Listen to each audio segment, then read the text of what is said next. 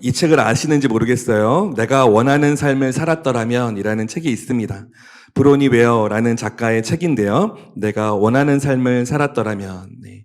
한 호주 여성이 학교를 졸업한 후에 은행에서 일하다가 여기는 내가 평생 일할 수 없겠다 라는 마음이 들어서 은행을 그만두고요.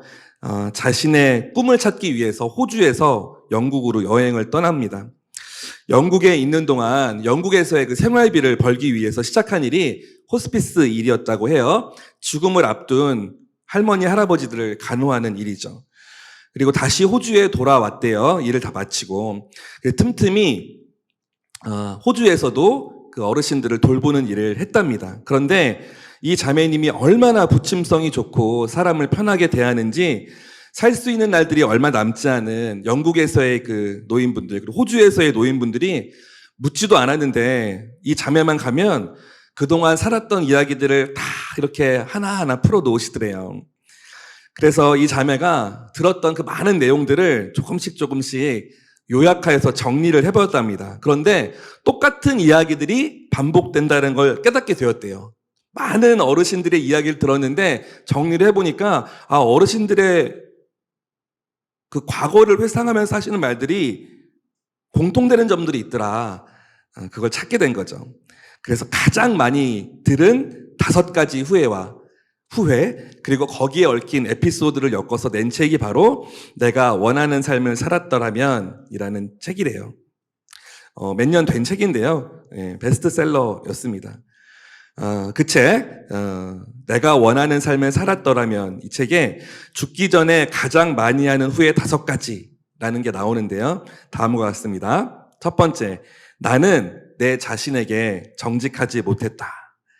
그래서 내가 살고 싶은 삶을 사는 대신 주위 사람들이 원하는 보여지기 위한 삶을 살았다. 이게 첫 번째 후회스러운 일이었대요.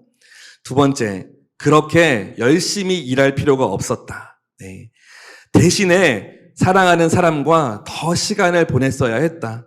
어느 날 돌아보니 자식들은 다 이미 커버렸고 내 배우자와의 관계도 서먹해져 있더라.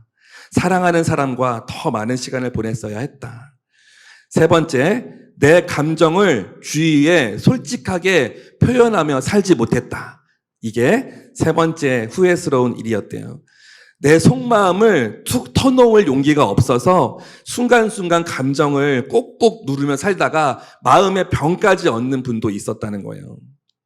네 번째, 친구들과 꾸준히 연락하며 살았어야 했다라는 게 네 번째 후회스러운 일이었대요. 다들 돌아가시기 직전에 이런 이야기들을 다 하셨답니다.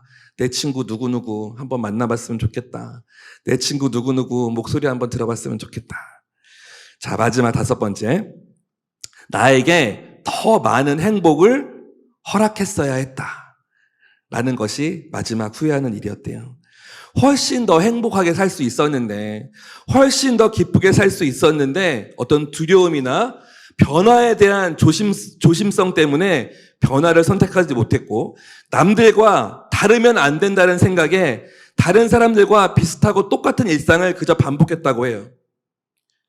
그리고서는 이제 돌아가시기 전에야 행복은 내가 내 스스로 선택을 해야 되는구나 라는 것을 알게 되셨다는 거죠. 그분들 중에 그 어떤 분도 내가 돈을 더 벌었어야 되는데, 내가 정말 좋은 차를 탔었어야 됐는데, 내가 정말 대궐 같은 집에서 한번 살아봤어야 되는데 라는 말을 하시는 분은 단 한 명도 없었대요. 제가 말씀드린 5가지도 다 그런 내용들 아닙니까? 나에게 정직하지 못했다. 그렇게 열심히 일만 할 필요가 없었다. 내 감정을 주변에 솔직하게 털어놓지 못했다. 친구들과 한 번이라도 더 연락했어야 했다. 나에게 더 많은 행복을 허락했어야 했다. 여기에 물질적인 게 어디 있어요? 자, 여러분의 지금 현재의 삶은 어때요? 누군가는 20대, 누군가는 30대, 누군가는 40대의 삶을 살고 있는데 그동안 살았던 여러분의 인생에서 돌이켜보면 다시 새롭게 살고 싶은 때가 있습니까? 아니면 이거는 이때 이렇게 하지 말았어야 됐는데 후회하는 게 있나요? 내가 그때 이 사람 잡았어야 됐는데 내가 그때 이 사람 만나지 말았어야 됐는데 크고 작은 후회들이 저와 여러분의 인생에 반드시 있죠. 영화에서나 볼 수 있는 타임머신 같은 게 있다면 얼마나 좋을까라는 생각이 들 때가 있습니다. 제 인생에서도 후회되는 인생이 참 많아요. 네. 40 몇 년 벌써 제가 살았어요. 네. 한국 나이로는 조금 더 살았어요. 네. 미국 나이로는 40 몇 년 살았어요. 공부에 대한 후회도 있고, 또 인간관계에 대한 후회도 있고, 저는 여러분보다 좀 더 많이 살아서 그런지 몰라도 이 내용에 있는 5가지 후회가 저에게도 지금 있는 거예요. 네. 교회에 굉장히 열심히 헌신해서 교회에서 열심히 활동하고 살았고, 또 하나님의 일을 한다는 그 가치 있는 어떤 삶을 산다는 그 뿌듯함으로 살았던 적도 많았고, 그런데 돌이켜보면 후회되는 일들이 참 많이 있었고, 근데 아이러니하게도 여러분 교회 안에서 신앙생활을 열심히 했다고 생각했는데 돌아보면 이런 것들은 좀 그때 잘못했구나, 후회스러운 일들이 있었던 것 같아요. 저는 벌써 온누리교회에서 성도로 그리고 교육자로 생활한 지가 한 20년 됐거든요. 그런데 온누리교회라는 아주 좋은 교회와 공동체에서 생활하면서도 돌이켜보면 후회스러운 일들이 있습니다.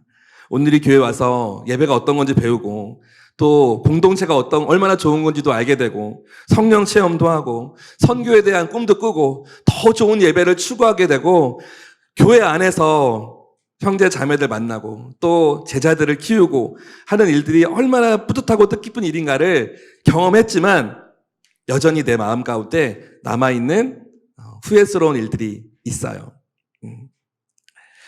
열심히 한 것에 대한 후회를 하는 것은 아니지만 너무 열심을 내면서 놓친 부분이 있습니다. 아까 그 5가지 후회 중에 2번째가 너무 그렇게 열심히 살 필요가 없었다라는 내용이 있었잖아요. 열심히 했고 잘해야 했고 좋은 결과를 내기를 바랬고, 그리고 그런 결과를 보여주기를 원했고, 그것이 주변에게 인정받기를 또한 원했고, 그래서 사역으로는 좋은 결과를 얻었을지 몰라도, 사람들에게는 좋은 인정을 받았을지 몰라도, 그것이 과연 하나님의 눈에는 어떻게 비춰졌을까에 대해서는 사역을 하면서는, 그리고 교회에서 교역자로 사역을 하면서는 더더욱 잘 깨우치지 못하고 살았던 것 같아요. 사역이 잘 진행되고 있으니까, 공동체에 별일이 없으니까 오히려 사람에 대해서는 좀 등한시하게 되고, 사랑의 교제에 대해서는 조금 외면했던 부분들이 있었던 것 같습니다. 그런데 돌아보니까요, 여러분, 중요한 것은 속도가 아니라 방향이었더라고요. 중요한 것은 사역이 아니라 사람이었더라고요. 돌아보니까 중요한 것은 결과도 물론 중요할 때가 있지만 과정이 더 중요할 때가 많았더라고요. 그리고 정말 중요한 것은 하나님이 정말 원하시는 거였을까? 교회에서 하는 일임에도 불구하고 하나님이 정말 원했던 일이었을까? 그리고 돌아보니 정말 내가 사랑했었나? 나의 내면에 정말 기쁨이 되었었나? 이런 영적인 부분에 대한 후회가 있더라고요. 자, 여러분, 후회 없는 인생을 살기 위해서는 무엇이 필요할까요? 그저 열심히만 살면 됩니까? 아까 그 책의 예도 있었지만 너무 열심히 살 필요가 없었다가 후회스러운 일이었다 하잖아요. 열심히 최선을 다하고 살았다 해도 후회스러운 일은 남기 마련이죠. 후회스러운 인생을 살지 않기 위해서는 여러분 기준이 필요합니다. 그리고 그 기준은 우리의 인생을 설계하고 이끄시는 하나님의 뜻과 하나님의 마음과 하나님의 말씀이 그 기준이 되어야 해요. 그래야 후회함이 없습니다. 여러분, 다른 사람의 기준을 내 기준으로 삼거나 다른 사람의 모습을 내 기준으로 삼으면 한도 끝도 없습니다. 그 기준은 계속해서 높아질 뿐이에요. 그런데 하나님이 주신 이 진리의 말씀, 하나님의 마음과 뜻이 다 담겨진 이 말씀을 우리의 삶의 기준으로 삼는다면 이 말씀만 쫓아와서 살면 되잖아요. 하나님이 정말 이것을 기뻐하시는가 아닌가만 추구하면서 살면 되잖아요. 하나님이 원하시는 삶이 무엇인가? 이 말씀에 나와 있는 바로 그와 같은 삶, 우리의 신앙의 선배들이 어떻게 살아왔는지가 너무나 명확하게 나와 있는 이 말씀대로의 삶이 후회 없는 삶을 살 수 있는 조건이 될 수 있을 거라고 믿습니다. 자, 한 가지 이야기를 더 해볼게요. 이미 알고 있는 사람들이 있을 거예요. 미국 카네기 멜론 대학에서 컴퓨터 공학을 전공하셨던 교수님이셨던 랜디 포시 교수님이라는 분이 있어요. 네, 이분의 책이 마지막 수업이라는 책으로 또 베스트셀러였죠. 랜디 포시 교수님은 46살에 췌장암에 걸리셨어요. 그래서 교수로서 정말 최전성기라고 할 수 있는 그 나이에 몇 개월밖에 살지 못한다라는 선고를 받았어요. 그런데 여전히 그 마음 안에는 긍정적인 마음과 활기찬 마음이 있었어요. 그 유명한 TV 토크쇼에 출연해서 이제 마지막 강의를 하셨는데 그 강의가 책으로 나온 것이 마지막 수업이라는 책입니다. 그는 무슨 주제로 강의를 할까? 자기 전문 분야인 컴퓨터 공학? 아니면 그동안 자기가 쌓아온 노하우에 대한 어떤 그런 강의? 생명이 얼마 남지 않은 그에게 세상 학문이나 전문 지식, 기술은 너무나 하찮게 보였다는 거예요. 그는 자신의 그 어린 자녀들이 자랐을 때 이 TV를 보면서 자신을 기억했으면 좋겠다라는 마음으로 이 TV 토크쇼의 강의를 준비했다고 해요. 그래서 이분이 이 TV에서 한 말들은 그 주제는 다음과 같습니다. 주어진 시간에 성실해라. 잘못을 했으면 진심으로 사과해라. 불평은 아무것도 이루지 못하게 하고 감사는 삶을 위대하게 한다. 잠시 눈에 보이다가 곧 사라질 물질의 마음을 빼앗기지 말고 영원한 것을 위해 올바르게 살아라. 이게 이분의 강의의 주제였다고 해요.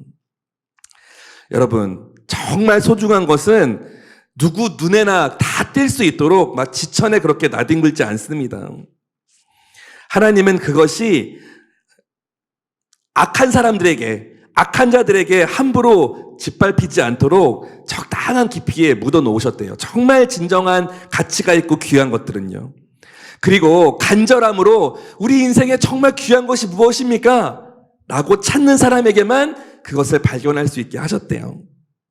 이 랜디 포시 교수님은 암세포가 온몸에 퍼져가는 과정 속에서도 인생의 가장 중요한 것은 무엇인가를 발견하고 그것을 막 필사적으로 전했다는 거죠. 조금 전에 말한 대로 주어진 시간 안에서 성실해라. 누군가에게 잘못했으면 진심으로 사과해라. 불평은 아무것도 이루지 못하게 하고 감사는 삶을 위대하게 한다. 눈에 잠시 보이다가 사라질 물질에 마음을 빼앗기지 말고 영원한 것을 향해 올바르게 살아라. 이게 마지막 때를 앞둔 교수님의 유언 같은 말이었다고 해요. 자, 여러분, 제가 지난주부터 여러분에게 어떤 말이 계속해서 핵심 어구로 전달되고 있어요. 여러분, 우리에게 필요한 것은 영적인 감각입니다. 우리에게 정말 필요한 것은 하나님에 대한 관심이에요. 우리가 세상의 지식과 세상의 어떤 물질, 문물, 그리고 변화된 어떤 세상의 변화에 더 집중하기 전에 하나님에 대한 영적인 감각과 하나님에 대한 관심을 더 기울인다면 우리는 세상 사람들이 추구하는 것, 그 이상의 것을 보게 될 거예요. 그래서 삶의 마지막 때에 놓여져 있는 사람들이 후회하는 그 내용들보다 훨씬 더 줄어든 내용으로 나는 이런 동일한 삶을 살았지만 하나님이 주신 이 가치 있는 것들을 발견했다라고 말할 수 있을 거예요. 절대자에 대한 갈망이 있고 그분에게 관심을 갖고 찾으면 성경에 나와 있는 수많은 증인들에게 하나님이 그렇게 하셨듯이 들리는 음성으로 하나님 만나주실 것이고요. 또 누군가에겐 그랬듯이 만져지는 모습으로 나타나시는 하나님임을 믿어요. 간절히 찾고 찾으면 반드시 만나주시는 분임을 저는 믿습니다.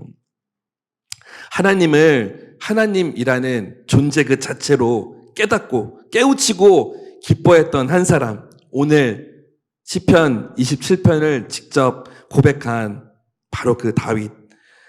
성경에 남아있는 그 어떤 인물보다 하나님의 마음을 기쁘게 했던, 시원케 해드렸던 바로 그 다윗의 고백이 오늘 시편 27편입니다. 시편 27편 1절부터 6절까지 한번 같이 읽어볼게요. 여호와는 내 빛이시요 내 구원이시니 내가 무엇을 두려워하겠습니까? 여호와는 내 삶의 힘이시니 내가 누구를 무서워하겠습니까? 악한 사람들이, 내 원수들이, 내 적들이 내 살을 뜯어먹으려고 할 때 그들은 걸려 넘어질 것입니다. 군대가 나를 향해 진을 쳐도 내 마음은 두렵지 않을 것입니다. 내게 대항하는 전쟁이 일어나더라도 내가 오히려 담대할 것입니다. 한 가지 내가 여호와께 바라는 것이 있으니 내가 찾는 것은 이것입니다. 내가 평생 여호와의 집에 있어 여호와의 아름다움을 바라보고 주의 성전에서 엿줍는 것입니다. 고통스러운 날에 주께서 나를 그 장막에서 숨겨주실 것이요 그 천막의 은밀한 곳에 나를 숨겨주실 것입니다. 나를 바위 위에 높이 세워주실 것입니다. 그때 내 머리가 나를 둘러싸고 있는 적들 위에 높이 들려 올려질 것입니다. 그러면 내가 주의 장막에서 기쁘게 제사를 드리고 여호와께 노래하고 찬양할 것입니다. 이 시편 27편의 1절부터 6절은 얼마나 하나님에 대한 굳건한 믿음이 서 있는지 생동감 있게 표현하고 있어요. 그런데 이 다윗의 고백을 보면서 우리가 유심히 살펴보아야 할 것은요, 다윗은 왜 이런 고난을 겪으면서도 결국은 성공적인 인생을 살았는가? 이 사람의 고백을 보면 그것을 발견할 수 있습니다. 여러분, 우리 인생은 가끔가다 꼬이죠. 네. 그리고 어떤 사람은 그냥 자기의 인생을, 평생 살아온 그 인생을 내 인생 꼬였다. 그리고 후회하고 돌아가시는 분도 있어요. 자, 다윗의 이 고백을 들어보면 다윗의 인생이 왜 하나님이 기뻐하는 인생이었고 왜 하나님이 다윗을 내 마음에 합한 사람이다 라고 고백할 수 있었는지 알 수 있어요. 자, 27장 1절을 한번 보세요. 여호와는 나의 빛이요 나의 구원이시니 내가 무엇을 두려워하겠습니까? 여호와는 내 삶의 힘이시니 내가 누구를 무서워하겠습니까? 이것을 개역 개정은 이렇게 나와 있어요. 여호와는 나의 빛이요 나의 구원이시니 내가 누구를 두려워하리요? 여호와는 내 생명의 능력이시니 내가 누구를 무서워하리요? 여러분, 이것이 이상합니까? 이상하지 않습니까? 이 표현이요. 여호와는 내 빛이시요 내 구원이시니 내가 무엇을 두려워하겠습니까? 여호와는 내 삶의 힘이시니 내가 누구를 무서워하겠습니까? 이거 이상해요? 이상하지 않아요? 어법상? 별로 이상하지 않게 보여요. 그런데 여러분, 이게 내용상으로는 거꾸로 되었습니다. 순서가 바뀌었어요. 보통 우리가 하는 기도와 순서가 달라요. 보통 우리의 기도는 상황을 먼저 만난 기도예요. 그러니까 어떤 힘든 상황을 만났을 때 주님, 내가 너무 두렵습니다. 나의 빛이 되어주세요. 내 구원이 되어주세요. 라는 기도를 하죠. 주님, 내가 너무 무섭습니다. 주님, 내 생명의 능력이 되어주세요. 라고 기도하는 게 보통 우리의 기도의 순서예요. 그렇지 않아요? 상황을 맞닿으면 그 상황에 따라서 상황을 고백하고 날 구해주세요. 라는 기도가 우리의 일반적인 기도입니다. 그런데 다윗의 기도는 달랐다는 거죠. 상황보다 먼저 어려움이 닥치기 전에 하나님에 대한 찬양과 하나님에 대한 사랑의 고백이 먼저였어요. 여호와는 내 빛이시요 내 구원이시니 내가 무엇을 두려워하겠습니까? 여호와는 내 삶의 힘이시니 내가 누구를 무서워하겠습니까? 이 고백이 먼저였다고요. 하나님이 나의 빛이고 하나님이 나의 구원인데 내가 어떤 상황이 닥친다고 해도 내가 무엇을 두려워하겠습니까? 그의 기도가 이랬어요. 여호와 하나님이 나의 생명의 능력이신데 내가 어떠한 무서운 적을 대면한다고 해서 내가 무섭겠습니까? 이게 다윗의 고백이었다고요. 그의 입술에는 늘 이와 같은 고백이 있었다는 거죠. 그의 믿음의 바탕에 깔려 있는 바로 이와 같은 고백이 어떤 상황을 만났을 때, 어떤 어려움을 만났을 때 버티는 힘이 생기는 것입니다. 여러분, 몇 주 전에 제가 말씀드렸어요. 여러분의 내력이 외력보다 강하면 외부적인 어떠한 힘도 버틸 수 있는 거예요. 여러분의 내면의 힘이 외부로부터 다가오는 어떤 힘보다 강하면 버틸 수 있는 겁니다. 다윗은 이 고백을 먼저 했어요. 여호와는 나의 빛이시요 나의 구원이시니 내가 누구를 두려워하리요? 여호와는 나의 생명의 능력이시니 내가 무엇을 무서워하리요? 이미 결론이 나져 있는 고백입니다. 하나님 무서워요. 살려주세요. 하나님이 즉각 구원해 주시지 않으면 어떨 건데요? 그 다음 기도는 뻔하죠. 왜 안 살려주세요? 왜 나를 버려주세요? 그래도 뭔가 반응이 없으면 어떡하죠? 날 버렸어. 끝났어. 내 인생 꼬였어. 그렇지 않아요. 다윗의 고백과 같은 기도가 우리의 기도가 되어야 된다는 겁니다. 여러분, 우리의 인생에 대한 해답은요, 여러분의 나이가 어떠하든, 여러분의 지식의 수준이 어떠하든, 여러분의 인생의 경험이 어떠하든요, 여러분 인생에 대한 해답은 여러분의 손에 이미 있습니다. 그리고 한 가지 더, 여러분의 손에 이미 있어야 해요. 여기에 대한 경각심을 가지시길 바라요. 인생에 대한 해답은 여러분의 연수, 여러분의 경험, 여러분의 지식과 달리 여러분의 손에 이미 있어야 합니다. 특히 저와 여러분과 같은 크리스찬들은 이미 있어야 해요. 왜요?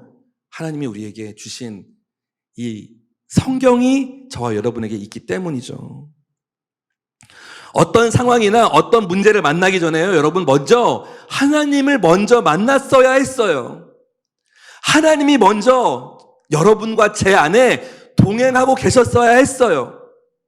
그래야 그 상황과 문제가 닥쳤을 때 그 상황에 대한 해석과 대응과 올바른 해결이 가능해요. 여러분, 왜 늘 어떤 상황이 닥칠 때마다 모양과 색깔과 크기만 다를 뿐 다 비슷한 타격으로 오는데 우리는 왜 늘 맞고 있죠?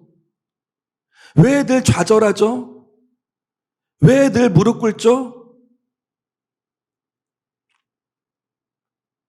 위급하고 시급할 때 그때서야 전전긍긍 하나님을 찾는 것이 아니라 우리 안에 늘 살아 역사하시는 하나님과의 친밀한 동행이 하루하루 성실하게 쌓여 있을 때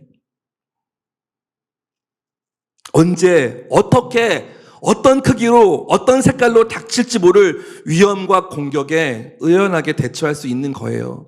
여러분, 그래도 눈을 뜨면 두렵습니다. 그래도요. 현실은 현실이니까. 오늘 27편에 시편 27편에 그런 내용들이 적나라하게 담겨 있는 거예요.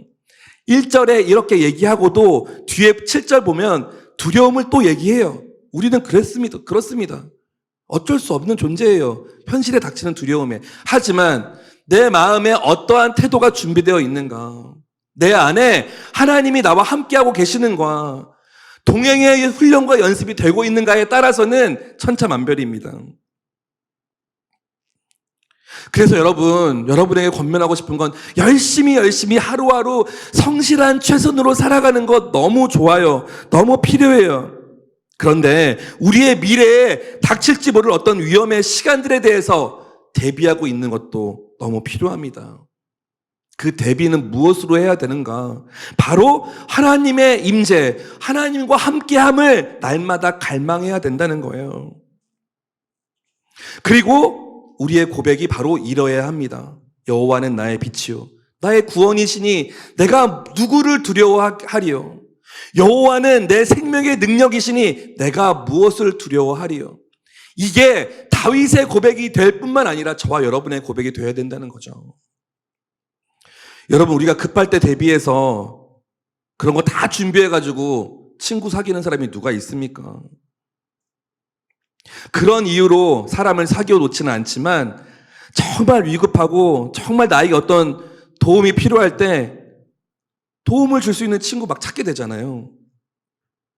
정말 좋은 친구는 평상시에도 나에게 좋은 사람이겠지만 내가 정말 급하고 위험한 상황이 생겼을 때 나를 위해서 함께 해줄 수 있는 그런 사람 아니겠어요?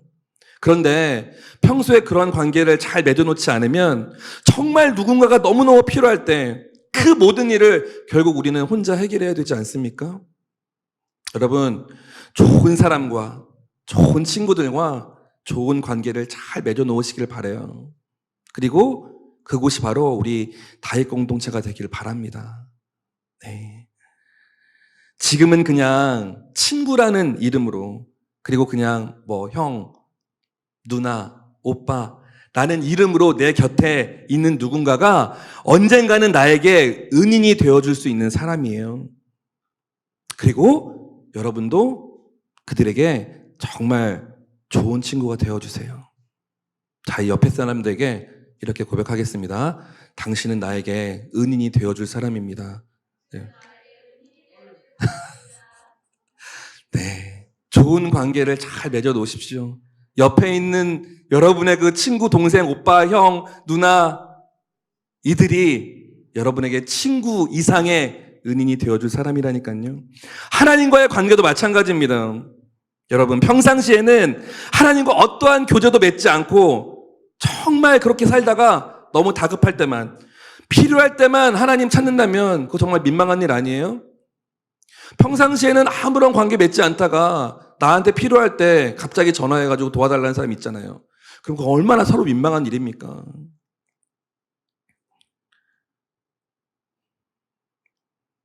물론 내가 어려울 때 하나님한테 도움 구해야 되니까 미리미리 잘 지내놔라, 이런 뜻은 절대 아닙니다. 여러분, 상황과 어떤 관계의 올바른 순리를 말씀드리는 거예요.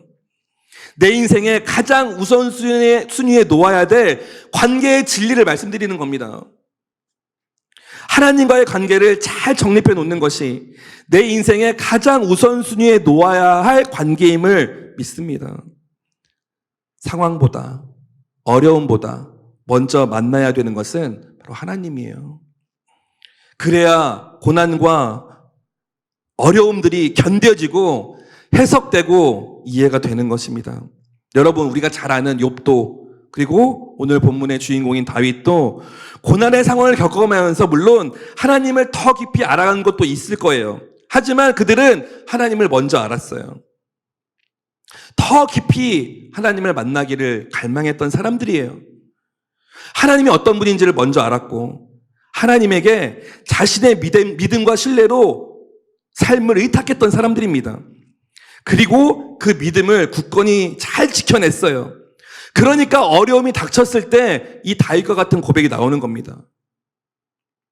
여호와는 나의 빛이요 나의 구원이시니 내가 누구를 두려워하리요. 여호와는 내 생명의 능력이시니 내가 누구를 무서워하리요. 오늘 약속의 말씀을 나눌 텐데 이 말씀도 말씀 카드에 있거든요.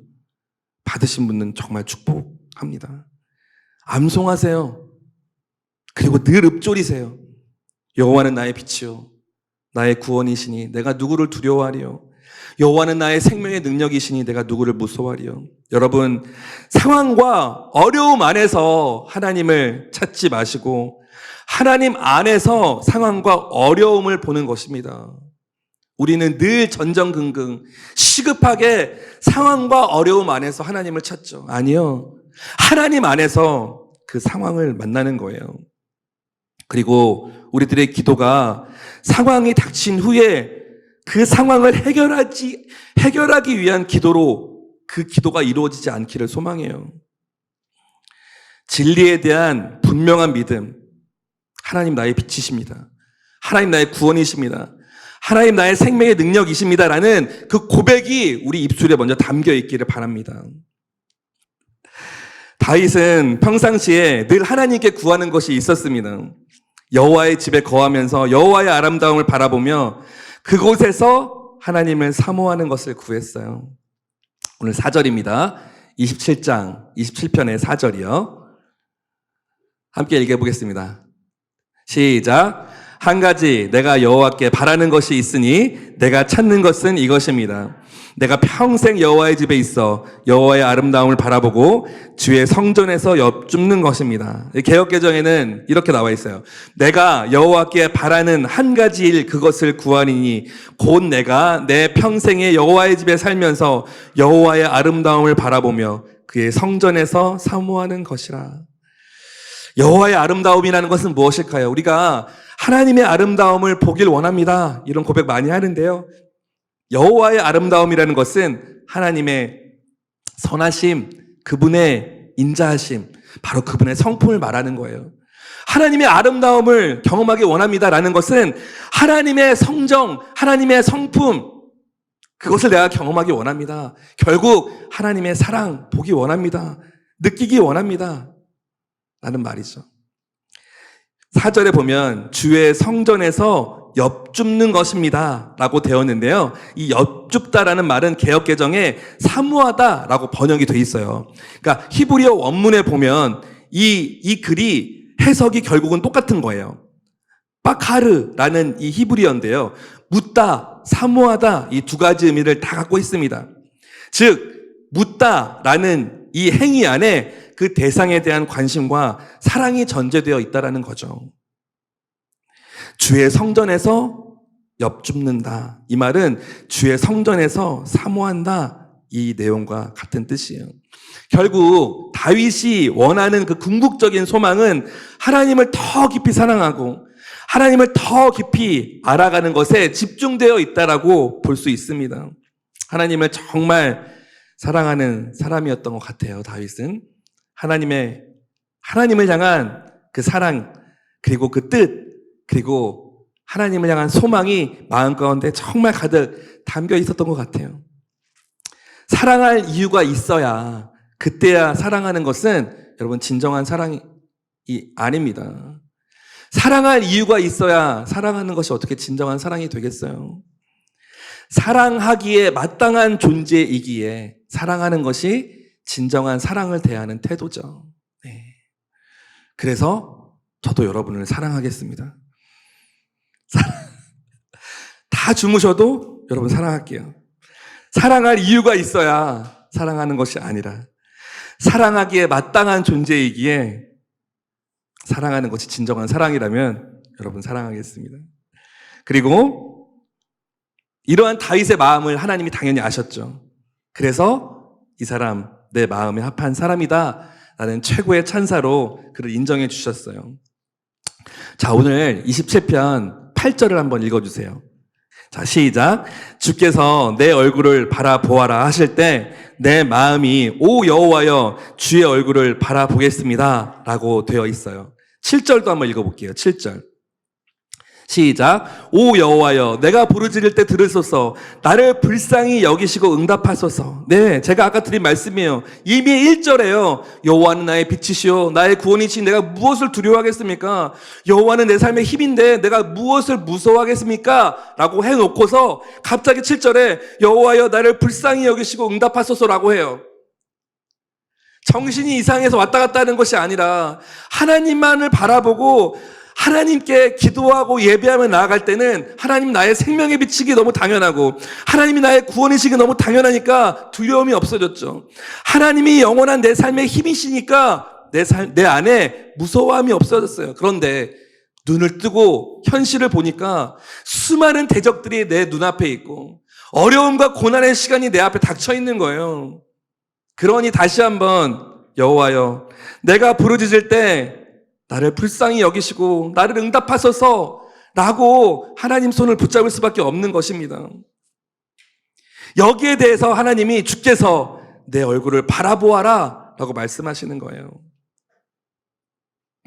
여기서 말하는 내 얼굴, 주의 얼굴이죠. 상징적인 표현인데 주의 얼굴은 하나님의 은혜와 긍휼을 의미해요.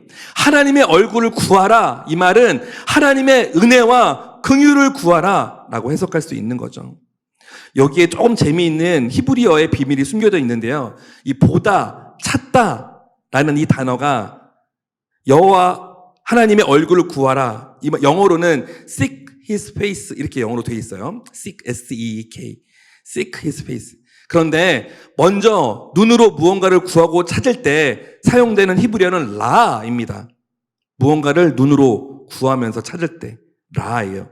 그리고 잃어버린 것을 우연히 찾게 되는 경우는 마차라는 단어를 써요. 그런데 숨겨져 있거나 잘 밝혀지지 않는 것을 집요하게 찾는 경우 또는 깊이 있는 지식을 추구하고 본질을 파헤치는 것을 나타낼 때는 빠카쉬라는 단어를 쓰는데요. 바로 이 8절에 구하고 찾는다 이 말에 빠카쉬라는 단어를 쓴 거예요.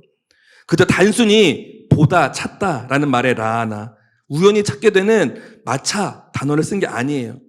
막 깊이 있게 어떤 것을 찾기 위해서 막 추구하고 본질을 파헤치기 위해서 막 노력하고 애쓰는 모습, 그래서 진리를 찾는 그 모습, 그것을 빠까시라고 하는데, 여기서 하나님의 얼굴을 구하라, 이 구하라라는 단어에 그 히브리어를 썼다라는 거죠. 하나님의 얼굴을 구하고 찾는다는 것은 하나님의 은혜, 하나님의 은총을 구하고 얻기 위해서 집요하게 노력한다라는 의미라는 겁니다. 방금 말씀드렸듯이 8절에 내 얼굴을 바라보아라 라는 하나님의 말씀은 7절에 오 여호와여 내 부르짖음을 들으소서 나를 불쌍히 여기시고 응답하소서라는 외침에 대한 대답으로 8절에 대한 하나님의 응답인 건데요. 8절에 하나님의 응답인 건데요. 다윗의 현실이 눈 떠보니까 너무 험난하는 거예요. 온통 사방에 적들인 거예요. 얼마나 마음에 두려움과 힘듦이 있었겠어요? 그때 주님이 말씀하시는 거예요. 눈 똑바로 뜨고 나만 바라봐. 다른 데 보지 말고 나만 바라봐. 너를 힘들게 하는 사람들 그만 쳐다보고 주변의 상황과 환경은 눈 감고 나만 바라보라. 말씀하시는 겁니다. 4절에 다윗 너가 고백한 대로 너의 인생의 주인이 누구인지 다시 한번 집중해서 보아라. 너는 나만 바라보면 된다. 그러면 이 상황은 내가 해결한다. 너는 나만 바라보아라. 그러자 바로 다윗이 대답하죠. 8절 하반절에 주께서 내 얼굴을 바라보아라 하실 때 내 마음이 오 여호와여 주의 얼굴을 바라보겠습니다. 즉각적인 반응과 순종의 응답을 하는 거예요. 여러분, 여러분의 마음이 정말 나도 주체할 수 없을 정도로 업앤다운 할 때가 있죠. 두려웠다가 괜찮았다가 마치 공황장애 겪는 것처럼 막 심장이 오라들었다가 조금 괜찮았다가 숨 쉴만 했다가 다시 두려웠다가 떨렸다가 이거 어떻게 해야 됩니까? 그럴 때 있죠. 그럴 때 하나님이 여러분에게 하시는 말씀, 여러분의 얼굴을 부여잡고 나만 바라봐. 내 눈을 바라봐. Look at me. 나를 보아라. 다른 곳 쳐다보지 말고 나만 봐. 여러분, 하나님만을 바라보는 것이 여러분이 인생에 얻을 수 있는 가장 최고의 평강을 얻을 수 있는 유일한 길입니다. 그것은 상황과 환경과 상관없어요. 여러분, 다른 말은 다 잊어버려도 이 말 한마디만 기억하십시오. 여러분이 여러분의 눈앞에 있는 환경과 상황이 너무 두려움과 너무 어려움과 너무 고난이 눈앞에 뻔히 보인다 할지라도 여러분이 바라보아야 할 것은 무엇이라고요? 하나님의 얼굴. 내 귀에 들리지 않아도 여러분 시편 27편 8절 말씀에 여러분에게 말하고 있는 거예요. 내 얼굴을 바라봐. 나만 바라보아라. 이 전쟁은 나의 것이다. 이 험난함은 내 몫이다. 너의 것이 아니야. 라고 말씀하시는 것입니다. 여러분에게 도전하고 권면합니다. 여러분, 다윗과 같이 이와 같은 영적인 소원이 있어요? 4절에 한 가지 내가 여호와께 바라는 것이 있다면 내가 찾는 것은 이것인데요. 내가 평생에 여호와의 아름다움을 바라보고 주의 성전에서 당신과 사랑하는 것입니다. 나에게 유익이나 나에게 어떤 이익을 주는 어떤 물질적인 소망이나 소원이 아닌 영적으로 내가 정말 간절히 원하는 소원 한 가지. One thing. 여러분은 소원 있습니까? 오늘 기도하면서 이것이 무엇인지 한번 잘 생각해 보세요. 여전히 나는 세상의 것을 구하고 있는지, 여전히 나는 그저 이 상황을 모면하는 것에만 집중되고 있는지. 우리가 살면서 여러분 한 번쯤은 정말 간절히 기도한 적 있을 거예요. 한 번씩은 해보셨을 거예요. 그죠? 간절히 기도한 적 있죠? 하나님 이번 시험만 제발 잘 보게 해주세요. 하나님 이번에 대학만 꼭 붙게 해주세요. 하나님 이번에 이 회사만 꼭 합격하게 해주세요. 한 번씩은 했을 겁니다. 그리고 이 말을 대부분은 덧붙였을 거예요. 그렇게만 해주신다면 내가 주님께 영광 돌리며 살겠습니다. 그 소원이 이루어지고 나서 여러분 그렇게 사셨습니까? 그렇게 살고 있습니까? 하나님은 여러분, 저와 여러분에게 너무나 많이 속으셨어요. 그리고 저와 여러분뿐만 아니라 지금 수천 년의 시간을 지나오면서 너무나 많은 크리스찬들에게 속아오셨어요. 하나님 이것만 해주시면, 이번만 넘겨주시면 제가 이 돈으로 하나님께 영광 돌리겠습니다. 제가 이 명예로 하나님께 영광 올리겠습니다. 나 대학만 붙여주시면 하나님을 위해 살게요. 교회에서 살게요. 학교 안 가고. 그랬어요? 정말 그렇게 살 수 있어요? 그 수천 년의 시간 동안 그 수많은 기도의 제목으로 들어주시면, 이거 해주시면 너무나 많이 속으셨어요. 그런데 단 한 사람, 다윗. 이 사람은 하나님 배신하지 않았어요. 이 안에도, 이 사람의 내면 안에도 수많은 갈등과 두려움과 어둠이 있었어요. 눈만 뜨면 보여지는 이 험난함이 감당할 수 없는 감정으로 휘몰아칠 때가 있었어요. 하지만 이 사람의 고백, 그 누가 뭐라 해도 나는 이 고백은 놓칠 수 없어요 하는 이 고백, 바로 27편 1절. 외우세요 여러분. 여호와는 나의 빛이요 나의 구원이시니 내가 무엇을 두려워하겠습니까? 여호와는 내 삶의 힘이시니 내가 무엇을 무서워하겠습니까? 저는 오늘 여러분 보면서 여러분을 위해서 제가 기도하고 싶은 것이 있었어요. 생겼어요. 오늘 이 예배를 통해서 정말 구하고 싶은 것이 있었어요. 여러분이 기도하지 않을까 봐, 여러분이 구하지 않을까 봐 제가 구하고 싶어요. 여기 있는 사람들이 정말 다윗과 같이, 정말 다윗과 같이 상황과 환경에 연연하여서 걸려 넘어지고 또 건져주시면 그냥 또 그 상황 모면하려고 살고, 이것만 해주시면 하고 부도수표 날리고 이런 사람들이 아니라 정말 수많은 상황과 환경 속에서도 그 마음의 굳은 심지를 가지고 여호와는 나의 빛이요 구원이시다, 이 고백을 내 입에 달고 다녔으면 좋겠어요.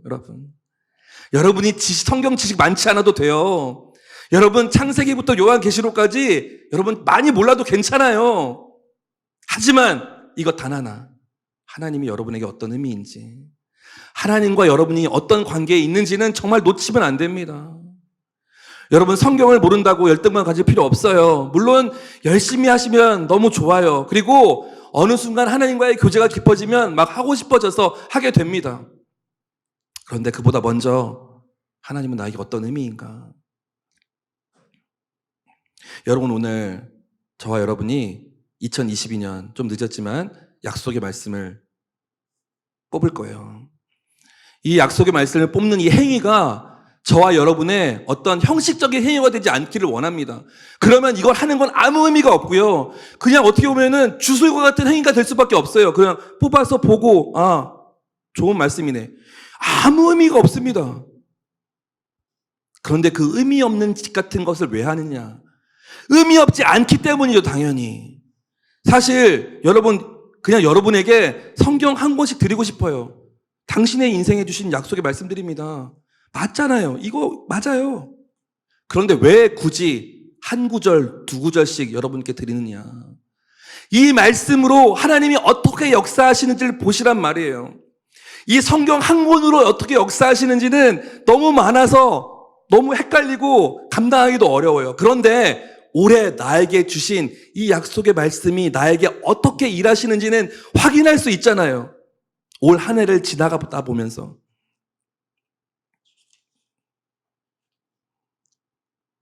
예를 들어 이사야서 43장 18절 19절에 이런 말씀이 있습니다. 지나간 일을 기억하지 말라. 과거에 연연하지 말라. 보라, 내가 새 일을 행하고 있다. 이제 막 솟아나고 있는데 너희는 느끼지 못하느냐? 내가 광야의 길을 내고 사막의 강을 만들고 있다. 라는 말씀을 올 한 해 저에게 주신 약속의 말씀으로 받았다고 칩시다.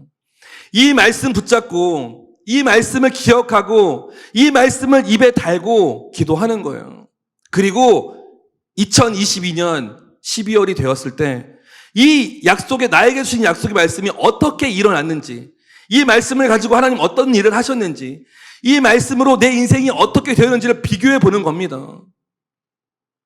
정말 하나님이 내 인생에 새 일을 행하셨는지, 정말 내 인생에 광야 같은 나의 인생에 길을 내셨고 사막과 같은 내 삶에 강을 만드셨는지 보시란 말이에요. 그리고 나서 하나님 거짓말했네, 아니면 하나님 정말 약속을 지키시는 분이구나, 확인하시라고요. 그저 막연하게 말씀을 지키시는 분이 맞습니까? 그저 막연하게 약속하고 지키시는 분이 맞나요? 라고 말씀하지 마시고 확인을 해보시라고요. 그러면 여러분의 영적인 눈이 열립니다. 올해와 다른 또 다른 영적인 눈으로 새로운 삶을 살게 되는 거예요. 그러면 그때부터 말씀을 구하겠죠. 당연히 이루시니까. 이 사람이 약속을 지키는지 안 지키는지 알 수도 없는데 내가 이거 약속할게 라고 했을 때 그거 굳게 믿고 있다가 약속 지키는구나를 확인하면 신뢰가 확 생길 거 아니에요. 그와는 비교할 수도 없을 정도로 당신이 하신 말씀은 1.1획도 땅에 떨어지지 않게 하시는 이 하나님이 자신이 사랑하는 자녀들에게 주신 한 구절 두 구절의 약속의 말씀 못 지키시겠습니까? 그럴 리가 없죠. 저는 정말 이 말을 매년 하는데도요, 예배 끝나고 나가다 보면 말씀 갖다 떨어져 있어요. 마음이 무너집니다. 마음이 무너져요. 여러분, 이걸 왜 뽑아요? 굳이 뽑아야 돼요? 이거 그냥 좀 형식적인 행위 아니에요? 라고 말하는 사람들에게 정말 그렇지 않다.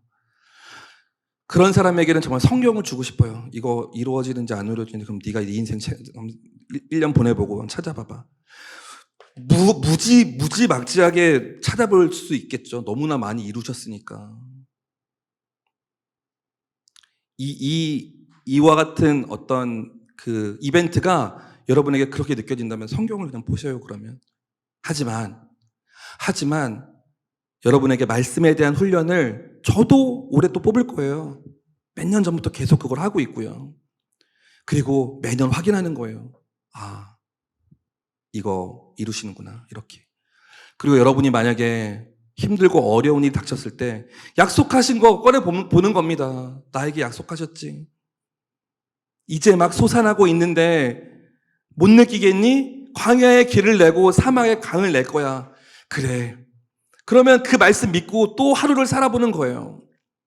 여러분에게 어떤 말씀이 주어질지는 잘 모르겠습니다. 성경에서 물론 아주 조심스럽게 기도하며 전사님과 제가 몇 구절씩 뽑아서 카드를 만들었어요.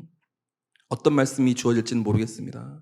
그런데 성경의 단 한 구절도 헛되게 하나님이 말씀하신 것이 아니라면 어떤 구절을 받든지 간에 여러분이 이해를 못할지언정 하나님은 그것을 이루심을 믿습니다.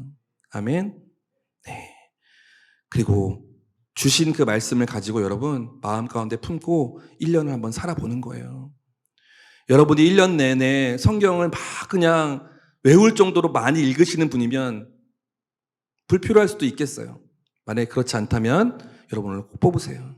뽑으셔서 여러분의 마음에 어려움이 있을 때마다 꺼내서 읽으시고 잘 보이는 곳에 붙여놓으시고 그리고 하나님에 대한 어떤 신뢰가 옅어질 때마다 이 말씀 여러분 떳떳하게 요구하실 수 있습니다. 하나님이 약속하셨고 우리는 그 약속을 받은 사람이니까 약속 지키십시오. 하나님 떳떳하게